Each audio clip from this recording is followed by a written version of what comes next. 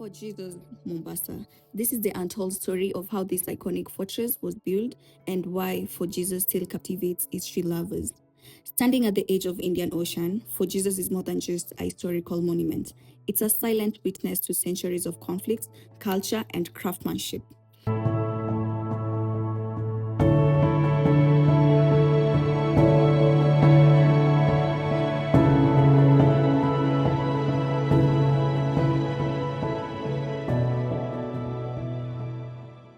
Located in the heart of Mombasa, this is UNESCO's World Heritage Site that continues to draw travelers, historians, and curious locals alike.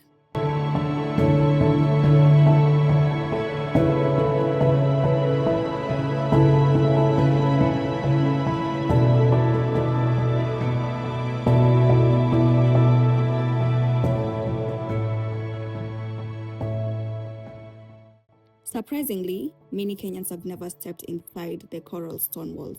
This vlog dives deep into the history of For Jesus, focusing especially on how it was built, why it was designed the way it was, and what makes it one of the most fascinating fortresses in Africa. A quick overview of For Jesus in Mombasa. Before we explore its constructions, here are some snapshots for visitors. It's located on Mombasa's island overlooking the old port. It's easily accessible from Mombasa town and nearby beaches. Its operating hours are daily from 8 a.m. to 6 p.m. and the entry fee vary from 200 Kenyan shillings to 1200 Kenyan shillings. The prices may vary slightly depending on policy updates.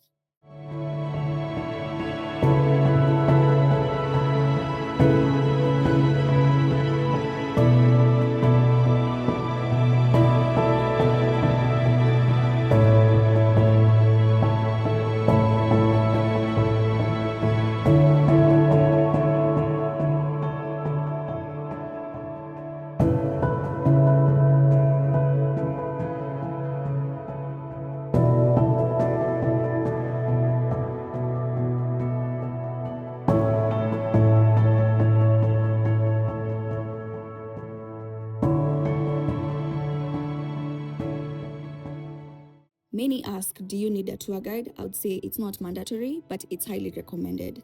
The guides bring the fort stories to life, explaining hidden details you'd otherwise miss. Surprisingly, despite its global recognition, a large number of Kenyans have never visited For Jesus. Many pass by through Mombasa for beaches, but miss out on this historical gem entirely.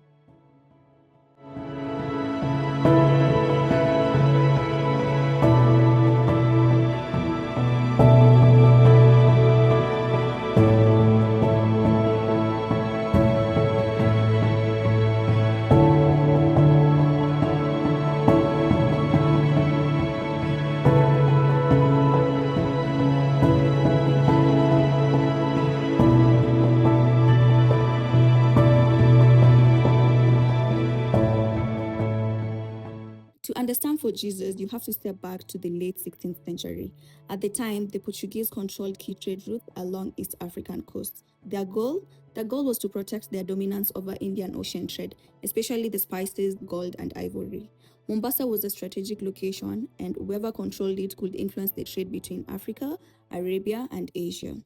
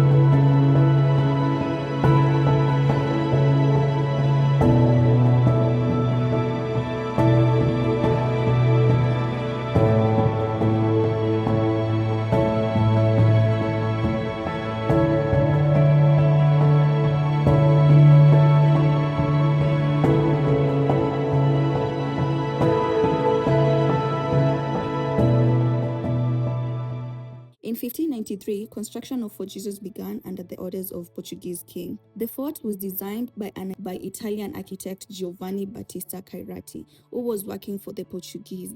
Cairati used Renaissance military architecture principles which emphasized on symmetry, strong defensive walls, and strategic angles for canyons.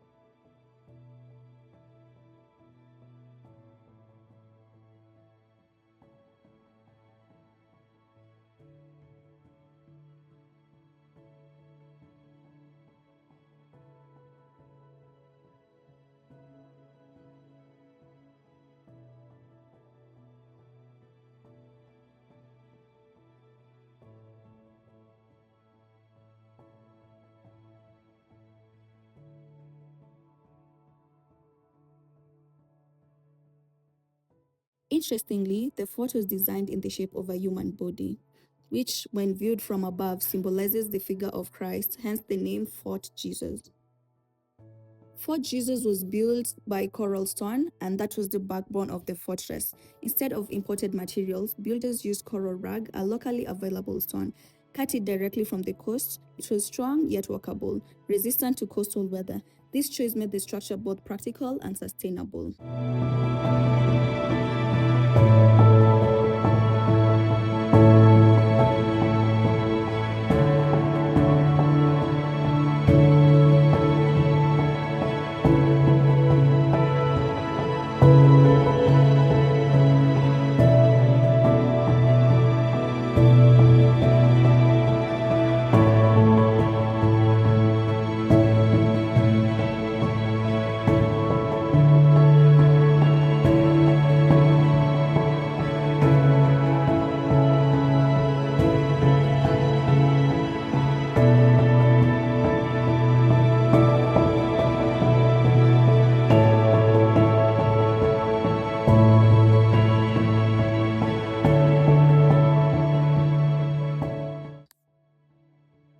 The stones were bonded using lime mortar, made by burning corals to create lime and mixing it with sand and water.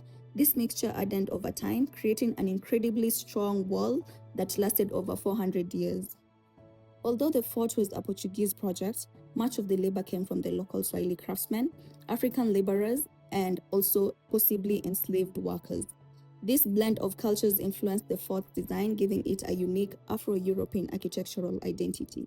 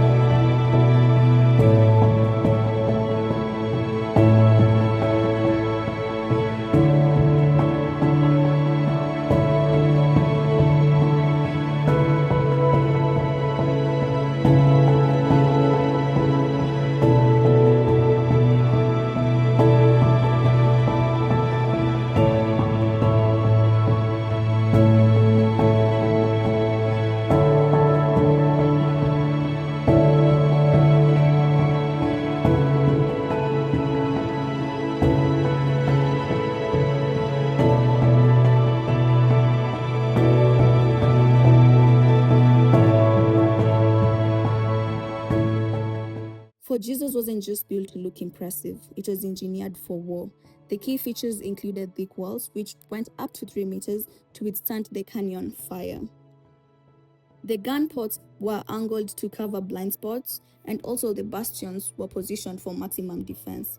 Walking through the fort today, you can still see the canyon placements pointing towards the sea. For Jesus didn't just sit quietly after construction, it became a battleground, which was attacked multiple times by Omani Arabs, changed hands at least 9 times, and endured a famous siege between 1696 to 1698, where starvation devastated occupants. This event tested the fort's construction and proved its resilience.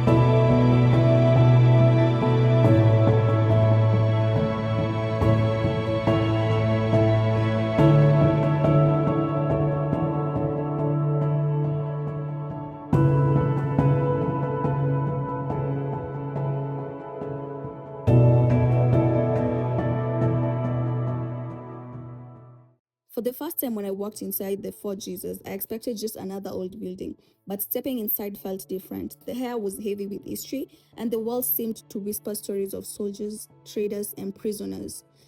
It's not just a place you visit, it's a place you experience. You can explore Fort Jesus on your own, but without context, it's easy to miss out on deeper meaning. A guide will help point out hidden architectural details, explain battle strategies used within the fort, and share stories passed down through generations. Without one of these, you just see walls, but with them, you see history unfold. According to UNESCO, Fort Jesus is one of the best preserved examples of 16th century Portuguese military architecture. Scholars often compare it to European forts, but most note its unique adaptation of tropical climates, coastal conditions, and local cultural influence. Some critics may argue it's just ruins, and the experience is underwhelming without proper maintenance, and that's not entirely wrong. Parts of the fort show somewhere.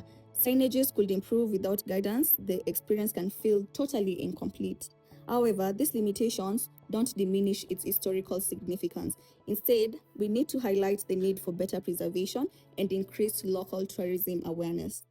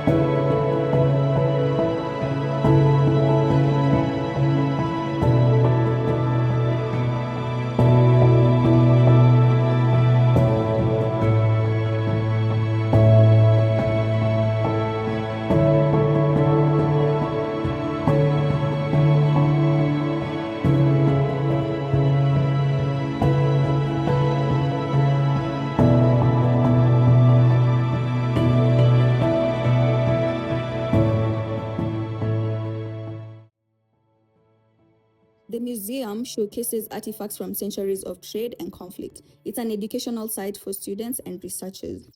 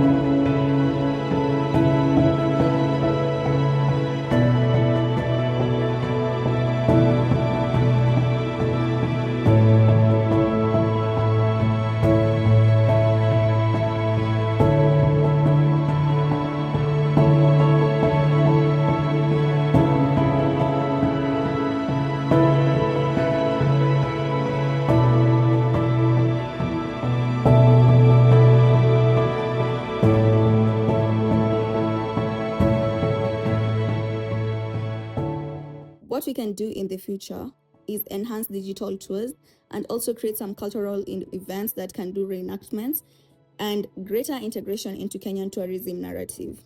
If more locals visited, this could easily transform from a tourist site into a national cultural hub.